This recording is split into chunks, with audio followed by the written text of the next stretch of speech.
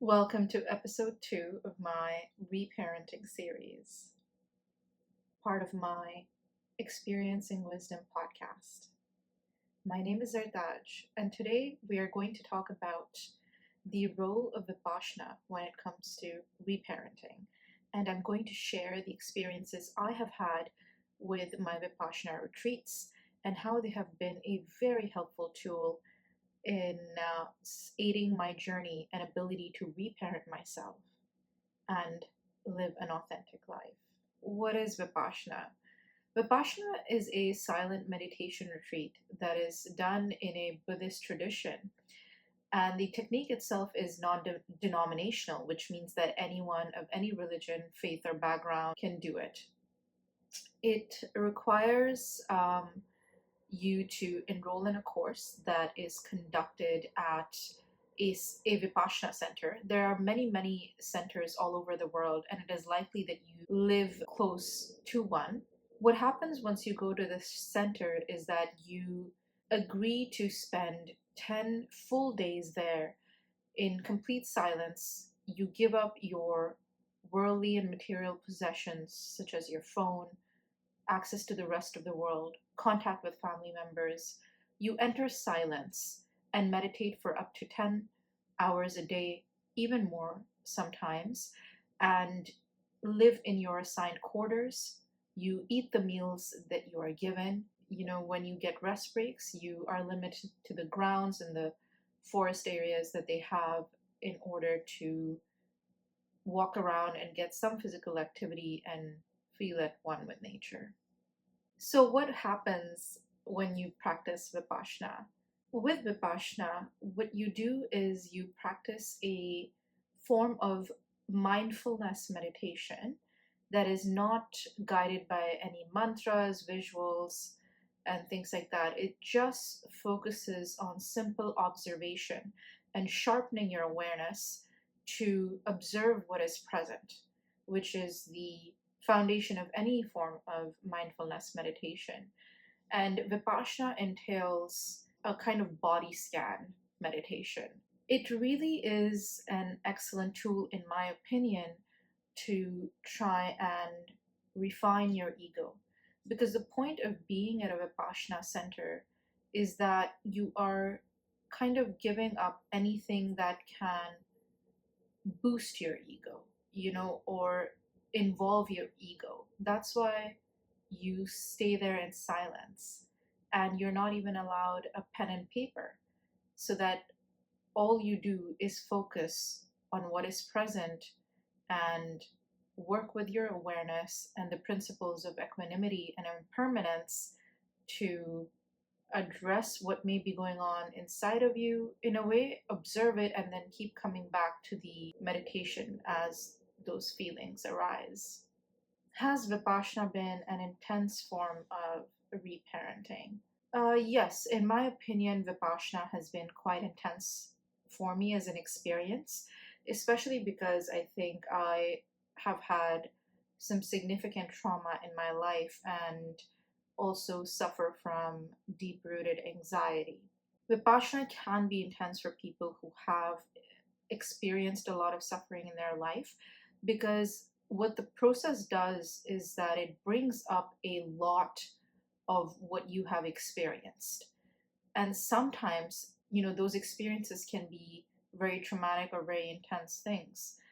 And in my view, having gone through 2 retreats now, I have found them to be quite rigorous. You certainly need to be very determined in order to finish them, and you need to be really committed to the principles of equanimity and impermanence that I was speaking of earlier. So, why did I decide to do Vipassana?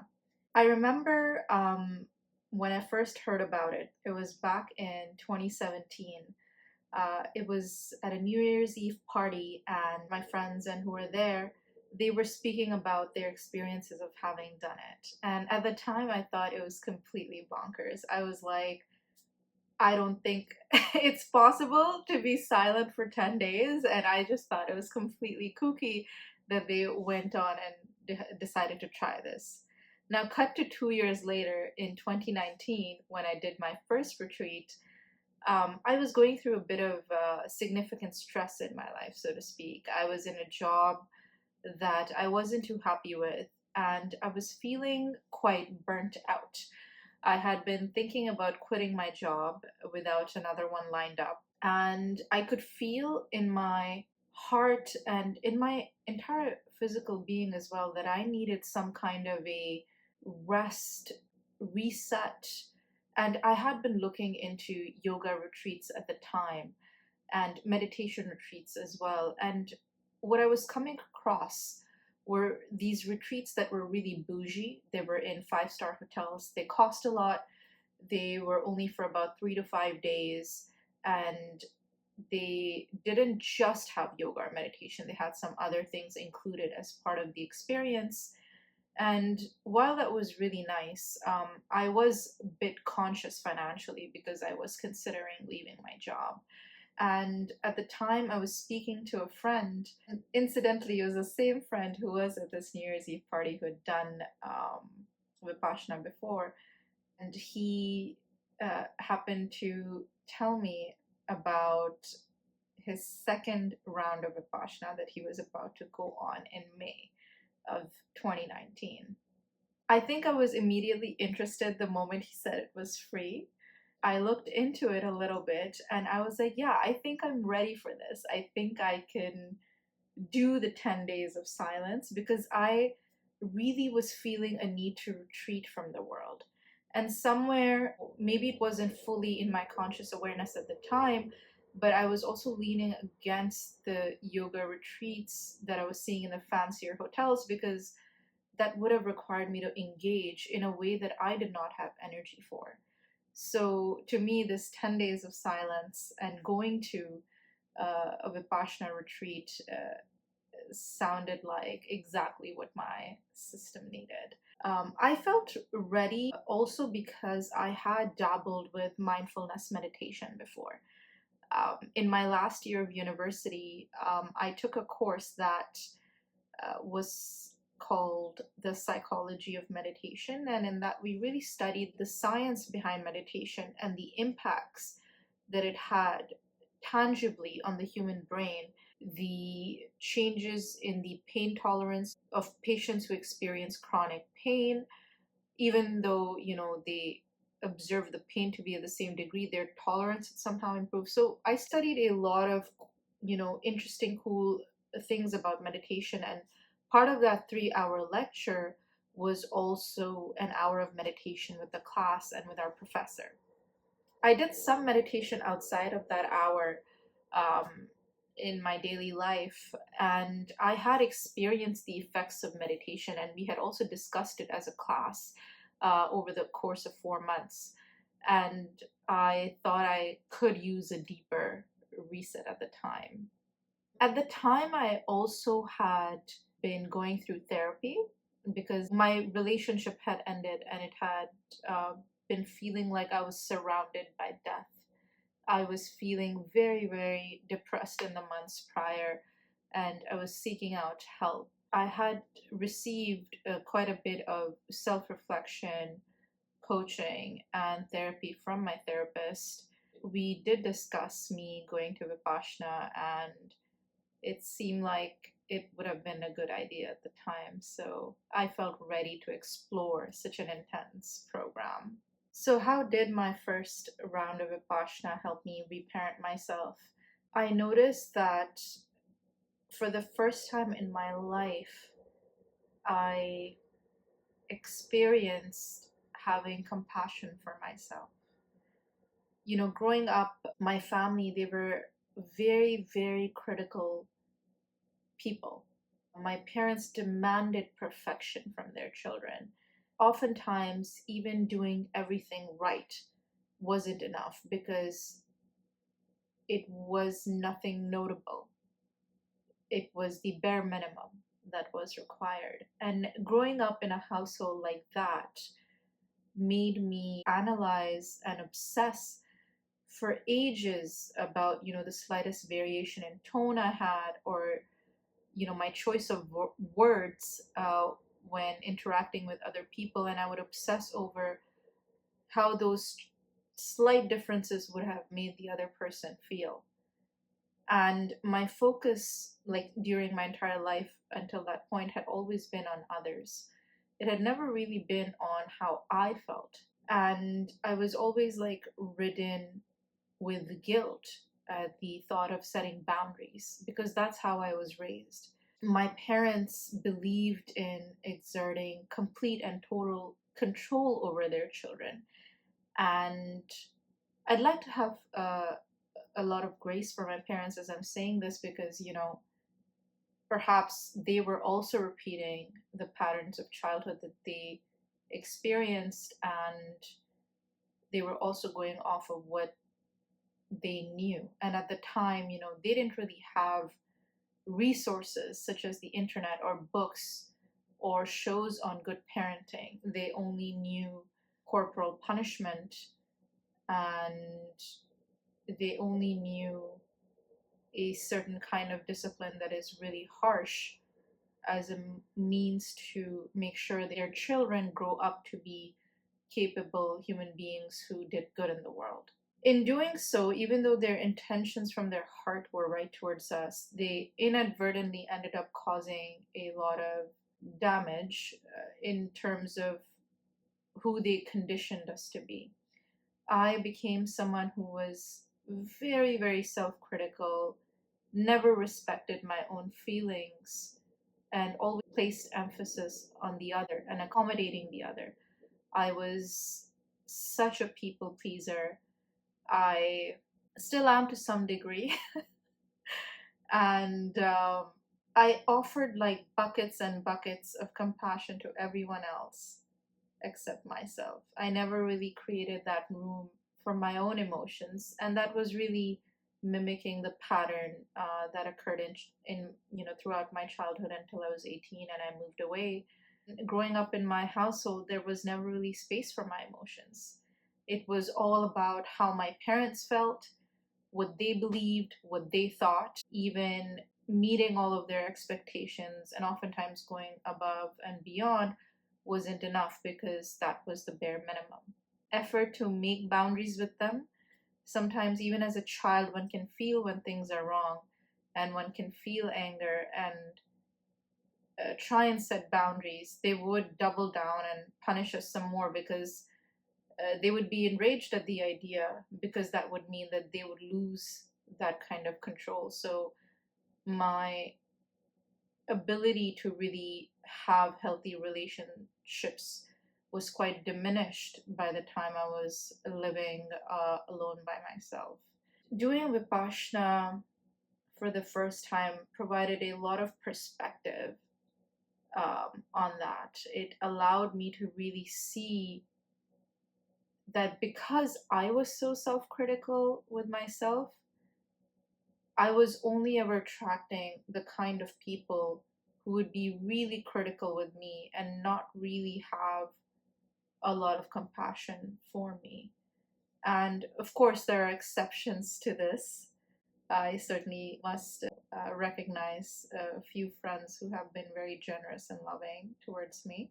I suppose what I'm trying to highlight is the fact that in the 25 years of operating in the way that I had with that much amount of self-criticism, Vipassana was the first break in that kind of thought pattern. Because I was there for a period of nearly 2 weeks and all I could do was observe, I had to accept certain truths about my own self and the part that I had allowed my conditioning to play in the way that others were treating me.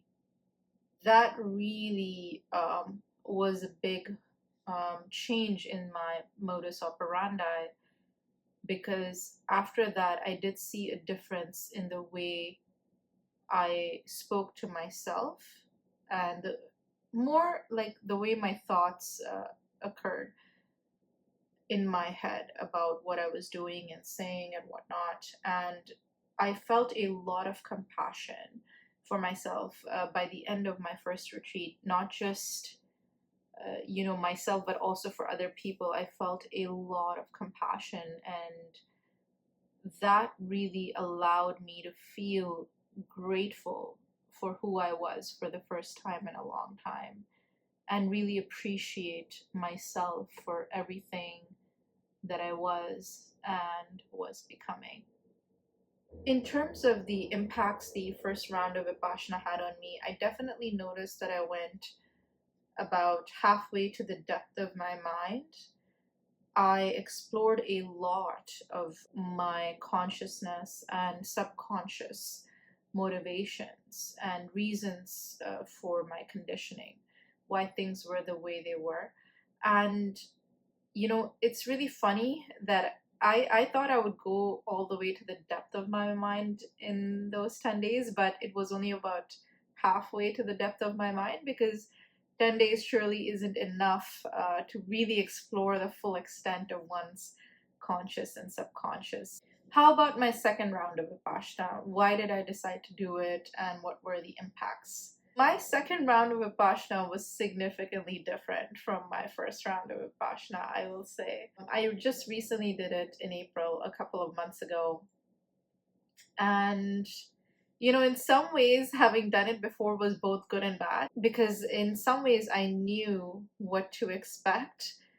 But in other ways, that was not a good thing, because I was almost expecting that first experience to repeat itself, and the fact that I would, have buckets of compassion at the end for everyone, including myself, and I couldn't be more wrong. In other ways, yes, I did, benefit. In a way, I found it easier because I had done it before, so it wasn't as much as a shock to my system, because I kind of knew what the days would look like and what the progression might feel like. So yeah, this time around, I was completely cut open by the end of it. I thought I would be like feeling really great like I did the first time, but I walked out of those 10 days feeling like it wasn't enough. Like I needed at least 5 more days because I was so cut open. Like it's really difficult to explain, but this time I went to the core of my heart. This experience pierced my heart to the very core. And mind you, it wasn't anything that I wasn't already aware of, because in the 6 years that I had in between my 2 Vipassana retreats, I did a lot of EMDR therapy with my therapist, because I had a lot of PTSD from my childhood. And as a result of that, I had depression as well. And doing EMDR really helped me heal a lot of that trauma. It alleviated my PTSD entirely. And I was no longer depressed, even though I had very deep-seated anxiety. But I was just completely shocked in terms of experiencing the full truth of what was in my conscious awareness. I went to the heart of all of my complex ego issues as a human being and where they were stemming from. But to experience that truth in its full force in the manner that I did, and to experience my existential truth in the manner that I did, that in the end, it's only me, that I was born alone, I will die alone. And even if I was completely at peace with the idea of death and, that transformation to a different form of life, to experience that feeling of being completely alone in the universe to the depth that I did was jarring, to say the least. I felt quite shocked throughout, especially, at the middle point until the end. I had really gotten quite serious by day 5, and things were really, steamrolling ahead. And I was in for quite a surprise, because by the end of it, I didn't have a single drop of compassion for anyone who wasn't me. And that was such a change from the way I was operating, because for 7 years, I was doing crisis intervention and engagement work within university campuses. I was handing out buckets of compassion and understanding to everyone else, holding so much emotional space for everyone else in order to help them help themselves, get them the support that they need, intervening in those, moments that I was present with them, that I didn't realize I actually had no room for myself, because in addition to the 40, 50 hours of my job that I was putting in, friends and family would heavily rely on me for emotional understanding and non-judgment. And sometimes even strangers would walk up to me, whether be it in a park or at the beach, and just tell me the most traumatic things that had ever happened to them. And during this time, I never really created the space to say no and have compassion for myself. I really realized this time around why I was even in that field for such a long time. It was because I was seeking to provide to others what I never received as a child. I was seeking to provide to others an, a space to be seen, to be heard, to be understood in their worst moments, which is something I never received as a child. And it was stemming from my conditioned self. It wasn't stemming from a place of authenticity, even though I was fully present with all of the love in my heart and support in my heart for others. That wasn't fake, it was real, but it was coming from a conditioned place. And because it was coming from a conditioned place, it was hard to have boundaries with the giving. It was hard to cope with my experiences, because in that time, I would often rely on cannabis, which was legal in my native country of Canada, where I'm from, or I would rely on emotional eating and other behaviors to kind of cope with my reality of not having any emotional availability for myself. And going through this round of Vipassana really helped me recognize the true extent of my conditioning and understand what is actually my authentic self and what is not. Why did I decide to do Vipassana a second time? I decided to do Vipassana a second time because, well, I suppose I never really intended to not do it, because I want to make meditation a part of my life. And somewhere in, that 6 year period of not having done Vipassana, I fell off track with my meditations. I did other mindfulness practices. I did yoga and other things, but I wasn't really meditating regularly, if at all. And something in me, like around December, a few months before I actually went, it just was like a full body, like, I need to do this. Like, there would have been nothing in the world that was going to stop me. Like, maybe the death of like 4 people, in maybe 5 in the world, might have made me reconsider my plans if it had happened before me going. And let's say it had happened during the retreat, I don't think I would have left. I would have completed the retreat and then gone for the funeral rites. So that's how intensely determined I was this time around, because something in my body was like, no, it's been too long. You need this reset. You need to get back into the habit again of meditating and being more conscious about the way I was living. In some ways, I'm really glad that I had time to do a lot of therapy before this round of Vipassana, because then I could heal from a lot of that, and I wasn't unpacking that during my Vipassana. In fact, I went even deeper, which is why I think I went to the core of my heart this time around, because I wasn't just unpacking the trauma and what it meant. This time around, I also noticed and had to, kind of accept responsibility for the part I had to play within the chaos around me. And, I couldn't just reasonably sit there with my awareness and say, it's all them. These people have done bad things to me.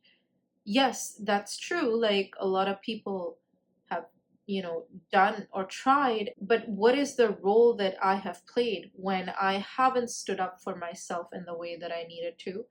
Or if I did, it came with so much anger, because I was finally speaking up after years of being silent, that anger created so much chaos because it didn't come from a place of compassion.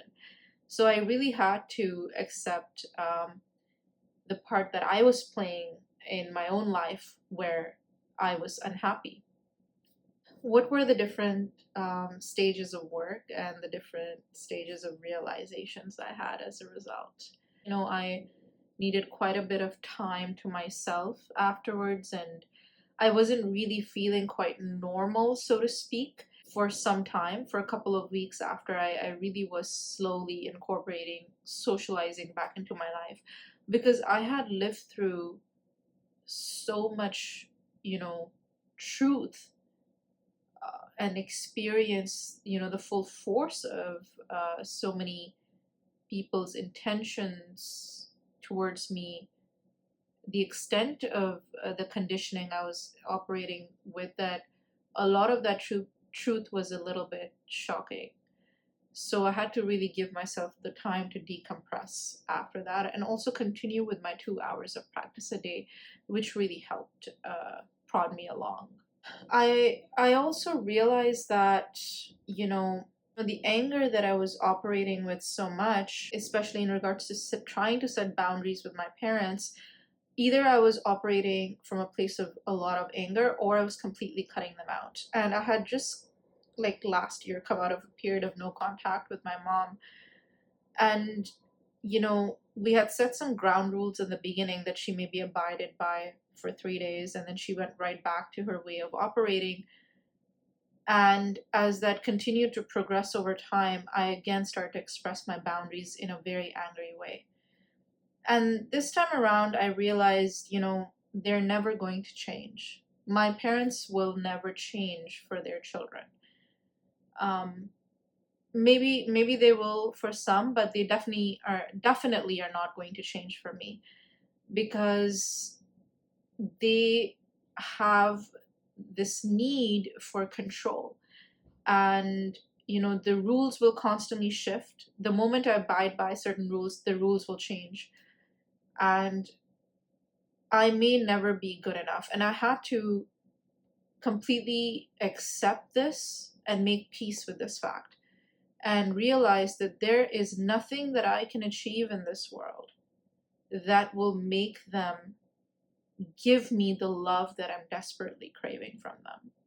That there is nothing that I could give to them, or I could do every single thing right, but they will never give me the love that I'm desperately craving from them. Maybe not because they don't want to, because I'm sure they love me in the way that a parent loves their child. I'm sure they do. But they will never be able to give me what I am craving and seeking from them. And I really had to make peace with that. And that was really difficult. That was really, really challenging. And it's impacted how I am building boundaries with them now. Because naturally, as a 31-year-old who's been independent, like completely independent since she was 18, to have parents come in occasionally and try and exert a ridiculous amount of control over me and my life, or even the most, mundane things, or the minute details of my life, or my hair, or my outfit, or whether I was smiling or not. And, all of these kinds of things that really take away from my ability to just express myself authentically. I have to set boundaries, but also I realized I was very much operating exactly like them, in terms of either avoiding them, abandoning them completely, or expressing an extreme amount of anger. And as much as I didn't like that growing up, here I was behaving in the same way. And somewhere I wasn't able to find the compassion or the patience to figure out how to change my behavior, and also accept that, they will continue behaving the way that they have because they don't know anything different. That is what they're used to, and they will not change. So now, how do I build my boundaries to have my own space to make sure that nobody is coming into this beautiful garden that I have built and creating chaos in there, while also be able to maintain some kind of a relationship with them? Even today, I'm still struggling exactly on fine tuning the details of that. I am still not 100% sure how to accomplish that perfectly, but I'm just trying to cultivate the patience that should things go wrong, because they will, I don't lose it, so to speak. So, what has been the biggest change that I've noticed in myself as a result of doing Vipassana second time? I think the biggest change that I've noticed in myself is there's been a huge shift in my inner voice.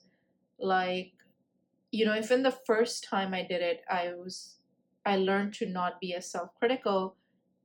This time I have learned to really change the way I speak to myself. I no longer care what anyone thinks of me, especially if they are trying to exert control over me or projecting their own emotional chaos onto me.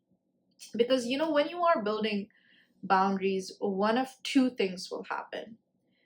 One, the person you're building the healthy boundary with will be very, very angry with you, because suddenly they no longer have control over that aspect of your life, because you're making it very clear that what is mine and what is theirs. And they will express a lot of anger.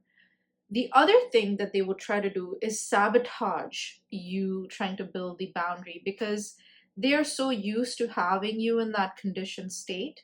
They're so used to having their way and being able to say and do the things that they wish to do.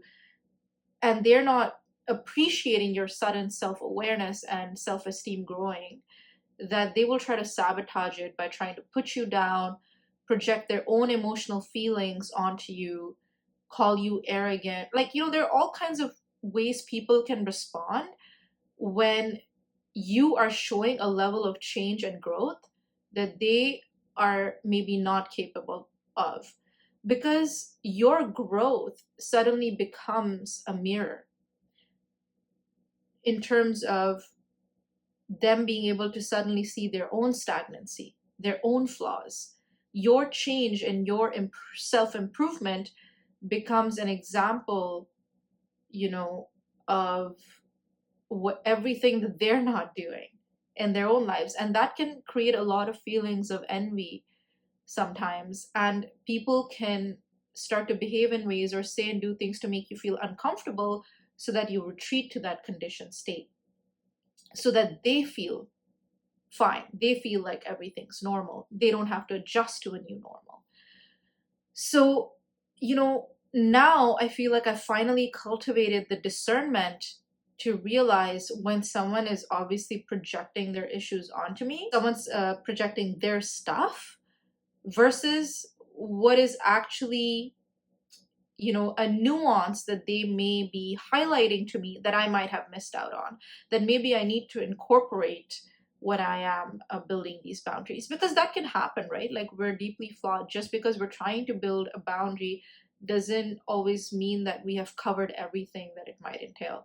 There might be something in there that we may want to consider compromising on, or also want to consider including. So sometimes that feedback from people around us is necessary, and sometimes it's just plain sabotage, and sometimes it's a lot of anger on their end. So I've also been able to cultivate the determination to be persistent in my boundary setting despite the anger that I'm seeing, because I've realized it has nothing to do with me. It is all that person's stuff.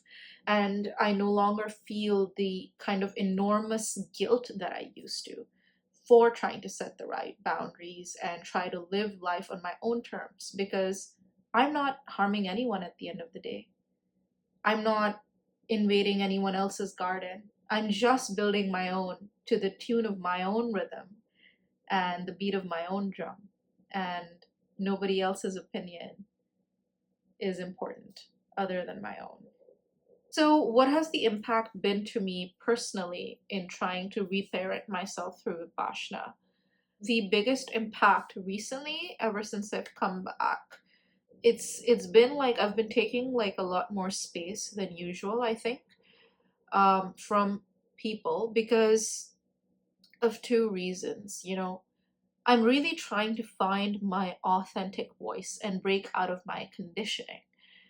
And because everyone else is so used to me in that conditioned state, I've been self isolating very, very intentionally and very carefully to keep everyone's ego out of my journey in terms of embracing my own self. Because I don't need anyone else's ego involved in my stuff at this time. So there has been very careful, intentional self isolation so that I can become who I am in my own peace, and cultivate my own space. The other reason I have been self isolating is also because, I suffer from really deep rooted anxiety, like I mentioned, and that's because my childhood was very uncertain.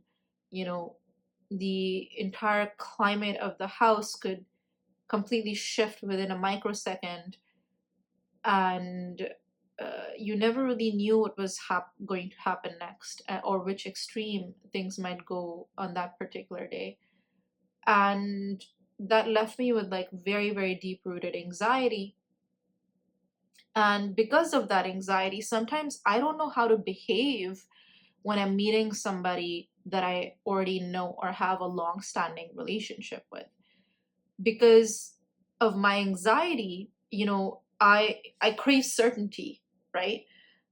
And because I crave certainty, one of two things will happen. Like, I will like default to going back to my conditioned state with that person, because um, that is certain and that is known. Because I don't necessarily know how my authentic self may want to behave in that situation, because it may want to say something different than my conditioned self. It may want to do something different compared to my conditioned self.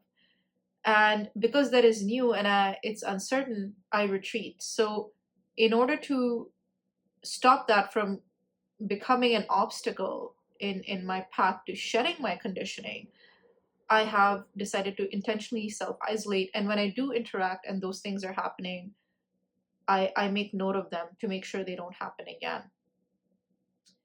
One of the other things that I have noticed is that, as I'm becoming myself, I don't need anyone else's opinions at this time, because they're very much rooted in those individuals' experiences and perspectives and conditioning. And right now, I don't need any of that. As I'm trying to find my own voice, it's very important that I try and do it mindfully and engage with individuals that I know are invested in growing themselves and watching me flourish.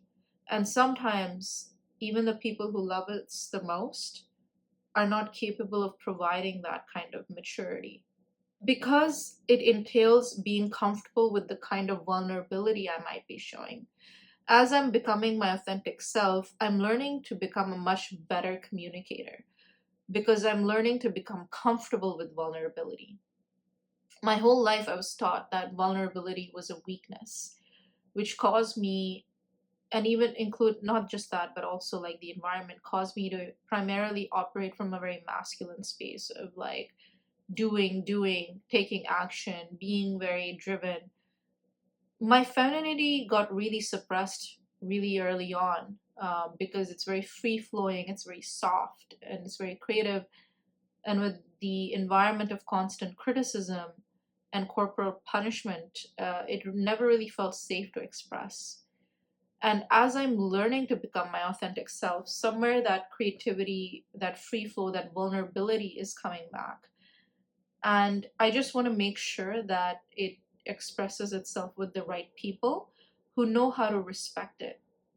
And sometimes I have to express it anyways. I have to feel the fear that it's going to be disrespected, that it may be dismissed, and express it anyways, because I need to do that in order to become my authentic self.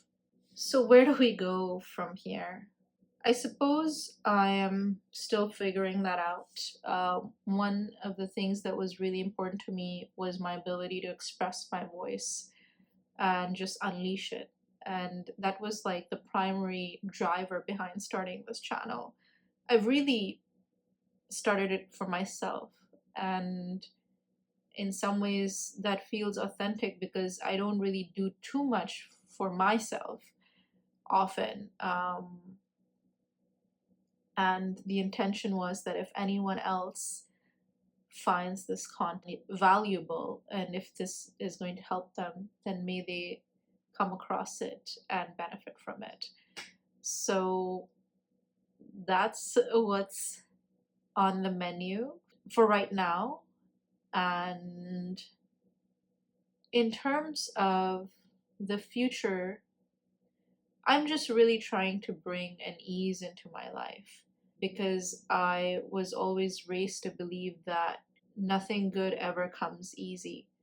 And sometimes my father, as well as he intentioned in trying to teach us the truths about the world and how life can really be very harsh, he would purposefully create obstacles, create difficulties, and make things really challenging so that I would learn the truth about life's realities. And I think the issue with purposefully creating difficulties and in him doing that, somewhere instilled in me the belief that if good things happen to me easily, I'm not deserving of them because I didn't earn them. I didn't go through a lot of suffering to earn them. And I think that idea is really fundamentally flawed. And that's something I'm trying to change, because good things will flow easily into your life if you are aligned correctly, if your energy is aligned, if you're working on yourself. Everyone in the world deserves good things to happen to them easily. It doesn't have to involve a great deal of suffering. And that's what I'm trying to work through currently. And hopefully I'll have more for you next time. Thank you for joining me today.